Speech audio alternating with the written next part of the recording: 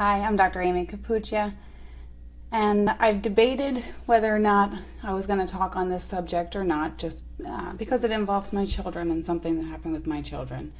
So 2 weeks ago, someone in my 10-year-old daughter's 5th grade class told my daughter she was a slut. Now, that's not a word she's ever heard before. She doesn't know what it means. I know I try to keep her fairly sheltered, but I don't feel like she's completely naive. But I wasn't really sure now, how do I talk to her about that? What does that mean? And why on earth would anyone say that to my 10-year-old who's, as far as I know, never even held hands with a boy?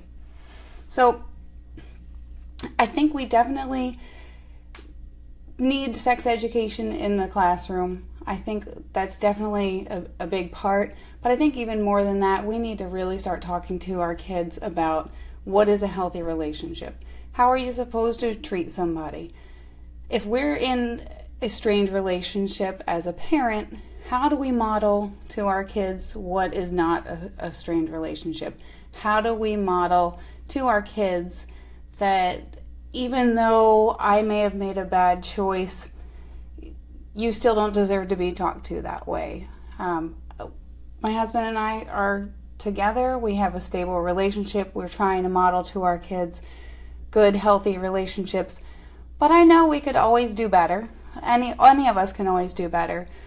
But we're seeing dating violence more prevalent. And unfortunately, a lot of kids don't even think that what's happening to them is a form of abuse or control. So my 5th grader also came home from school saying, oh, so-and-so is dating so-and-so, and he's upset that she's even talking to other boys in our class. To me, that's a huge red flag. As an adult who works with domestic violence survivors and other victims of sexual assault and things like that, that starting right there is something easy to talk to kids about. Moms need to talk to their sons. Dads need to talk to their sons. We all need to talk to our daughters about what to expect. So an easy thing to talk to them about is, well, that's not appropriate. That no one should tell you who you can talk to and who you can't talk to. No one should tell you what you should wear or what you shouldn't wear. Giving someone a compliment is obviously different. That looks really nice on you, or you look great in blue or red. That's really nice and sweet. But saying, oh, you look fat, you shouldn't wear that, any kind of negative comments is not okay. So I think we really need to start with letting kids know what is a form of power or control issues. What I see in a lot of my adults that I work with is financial control. So everybody always says, why doesn't she leave? Why does she stay or he stay with her because she's so controlling and everybody else can see it? But sometimes the person in that relationship can't, because the verbal, the emotional, the intimate control and the financial control is a bigger piece than the actual physical bruises and broken bones and cuts and scrapes. If you take away the control over friends, you take away the control over money, you take away the control over the vehicle, you take away the control over the children, it really makes it hard for people to leave. So what our focus needs to be with our kids is how to prevent them from even getting there. How can they recognize the sign of somebody who's not quite healthy? How can we start talking to our kids even in groups to model to the 8th graders that boy who tells you to lie to your parents and go out on a date with him may not be the guy that you should stay with, because that's a little bit manipulative and controlling, and it's going to put a divide between you and your family, and that's not a healthy relationship.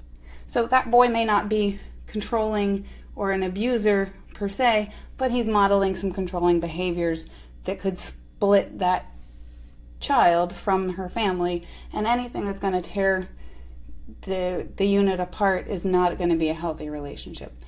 So I deal with a lot of medical things, but unfortunately all of the medical things, my diabetics, my substance dependent patients, my prescription Xanax and opiate patients, a lot of those patients also have significant psychosocial issues. And honestly, most of the women in my practice who have significant anxiety, depression, and substance disorders have some form of sexual or physical violence in their past.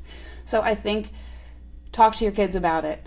No 10-year-olds should be calling other 10-year-olds sluts. Even if my daughter were to be sleeping around, which would, break my heart and make me physically ill, that still shouldn't be said to anyone, let alone someone who's, again, fairly innocent as far as I know.